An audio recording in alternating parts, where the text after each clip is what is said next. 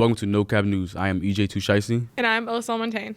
Your most trusted student news source. Better than TMZ and MTV with NCN, the cop stops here. General health and wellness is a priority here at Bluffton High School. Wellness includes both physical fitness and nutrition, and that is being taught in many of our classrooms. Bluffton High School has its own school and wellness committee, and they are keeping track of our progress in these areas. Let's join KIDB with more on that story. The School Wellness Committee is an organization that is throughout the state of South Carolina, and this is Bluffton's first year having a committee. It's a group of staff and with a few students, and we focus on nutrition, physical activity, and social emotional learning for the students and staff here at Bluffton. I am currently the committee leader for Bluffton High School. Currently, our goal is to gather information for this year. Since this is our first year having a wellness committee, our goal is to figure out what we're doing right and where we can move going into the future. So hopefully next year we can start making some improvements in our school overall health and well-being. Another fundamental part of school wellness is exercise. I teach weightlifting 1 and 2. We come in here, we'll lift weights, we'll do some cardio stretching. We'll improve our flexibility and try to get stronger faster and help with different change of directions and different attributes that helps with everyday normal life. Well, the biggest thing is they like to come in and work out. And so when they enjoy working out here, they go out into the public and they'll do their own workouts and bring friends along with them to come and do activities that'll help make everybody a little bit healthier. And then we talk about nutrition as well, and they also spread the word on that.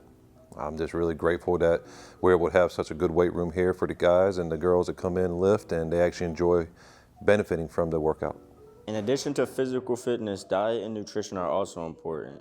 I believe that health and wellness is important because the number one killer in this country in the last however many years has not been COVID or cancer, it's cookies and cheeseburgers. And so Americans are in general overweight. We eat terribly. We don't move enough.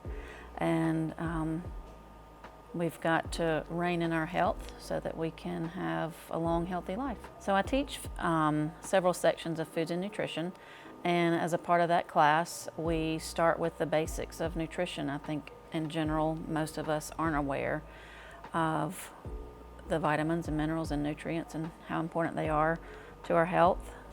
I think as far as the whole wellness concept and our school, as we're trying to embrace a wellness committee and bringing wellness into our entire, all the aspects of our school, it's important for each of us to know that when we talk about wellness, we're not just talking about feeling well or being well. You know, are you sick or are you well? There's so many different components to wellness. So there's just so many components and different aspects of wellness, and I believe if our school grasp a hold of that, then we'll really impact the community of Bluffton. Thank you, Ms. Harrington, Coach Hop, and Ms. Waldell for helping spread the wellness. This is KIDB. Back to you. Thanks, Key. As we learned from our last story, overall wellness has a lot to do with diet and nutrition. Mr. Chase's students are learning all about the diet and digestive processes of owls in a recent lab experiment. Let's join Jackson Spain for more on this story. This year at Bluffton High, students in Mr. Chase's class are doing a lab experiment on owl pellets.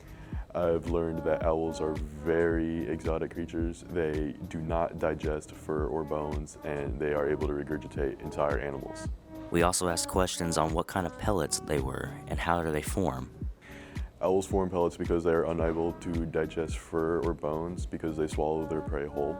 And in order for them to eat another prey, they have to regurgitate their remains. We actually found a variety of animals. We found mice, rats, rodents, all that. We also asked which owl species was it made by. The owl pellet we dissected in biology 2 was from a barn owl. I feel like I can take away some bones names, like the scapula, the humerus, the skulls, the ribs. Just learning bones. That was pretty interesting, wasn't it? I'm Jackson Spain from NCN. Thanks, Jackson. As the school year is wrapping up, students are receiving awards for achievements in clubs and classes. One club recently held an award ceremony to recognize their members.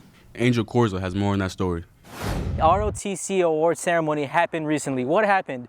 We interviewed some members to find out more. So the ceremony is basically just about appreciating all the cadets that put in really hard work into the organization and, really try their best every day, the kids that show up to school every day, the kids that, turn in their work and put forth, those times and volunteering. The ceremony is about honoring our esteemed cadets and for all the hard work they did in the entire year. You receive all types of awards. Awards for different teams, academic awards, awards that show good citizenship, leadership, and knowledge about the program as well. You receive literally all types of awards. The ones that receive the most awards are the academic awards. Those are for everyone that has received over 3.0 GPA and higher, and also has incredibly good marks in the JROTC program as well. We have a lot of students who receive these awards, and we are very thankful for them for being part of the program. They're not awards that everybody gets, but I feel like they're awards that everybody should get. It's honestly just volunteering, helping out the community, helping, yourself to be a better citizen. Now that we know what the ceremony is about, we asked what they do to prepare.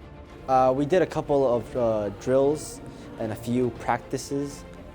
We also made sure to properly organize as much as we could, even though we encountered some obstacles along the way, especially leading up directly to the ceremony. But even then, we still got a good job done.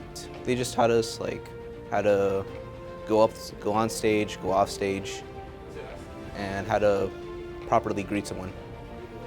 We know JROTC has a lot to offer, so we asked these members what they like most about the program. I really like doing PT, whether it's PTs that we do on Monday and Friday, or if it's just practicing for Raiders. I just really like that part.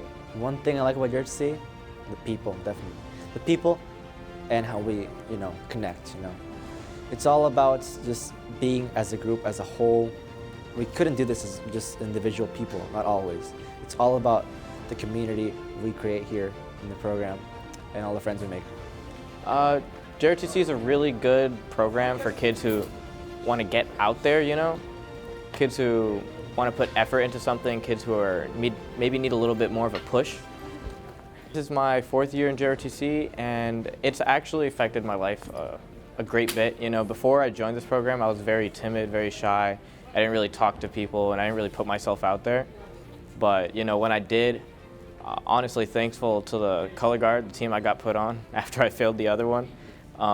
It really got me out there, performing in front of thousands of people, constantly just, being out above and in the front. Congratulations to all the people that won awards that day, and keep working hard. For NCN, I'm Angel Corza. Congrats again to our cadets. While we're on the subject of awards, we have some teachers to be recognized for their service to our students. Harrison Dill has a scoop on our Teacher of the Year awards ceremony. Teachers won their yearly awards today. Let's go and see who won. First, let's take a look at our Support Staff of the Year. Well, it was quite an honor and quite humbling. I haven't even been here the whole school year, but I realized very quickly how wonderful the team is here at Bluffton High, working with staff and students and families and each other. And so I was just really honored to be chosen because there's a lot of people that make up our team, and I am just one, but I'm just really excited and surprised. So.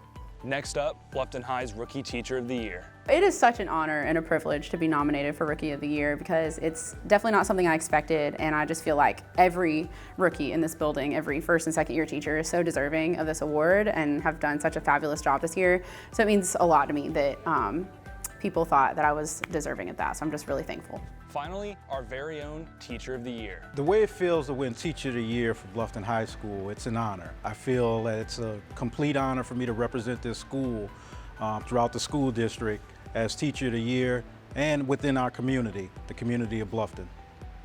It's been amazing. I've worked in many places over my time as a social worker, and when you have a good team and a good environment, you really can tell almost right away when people are working towards one common goal, which in this case is supporting students and helping them get their education. And it's been really positive here, and I really feel like an important part of the team where we all support and respect each other. I think Bluffton High School is an amazing place to start my teaching career. I felt very supported by my colleagues, and I think it's a great place to work with students. I feel like the students are just really kind towards one another and work well together, and it's definitely made my experience here much more positive. I like the faculty and the students. Ever since I've been at Bluffton High School, this school has been a family. Okay, it hasn't been a job, it's been like I'm at home with family. I think anytime you're nominated by your peers and chosen by your peers for an award, it means they see what you're doing, and that means you've had a good interaction with them. Sometimes it's not always easy work, but I think the fact that we can all work together and we all realized how important we are as a team, it was just really exciting to be nominated. Again, it's the whole that really won the award, not just me. My goal is always to help students be able to attend their classes and graduate from high school. But I realize that there are a lot of things that impact students besides what just happens here at school. Sometimes we have students that are really suffering with some mental health issues that are impacting them at school, or there's family issues, or sometimes families need food or clothing or resources, again, to help them. So I think that what I hope to do is impact people by giving them opportunity to get some resources and helping them on that journey.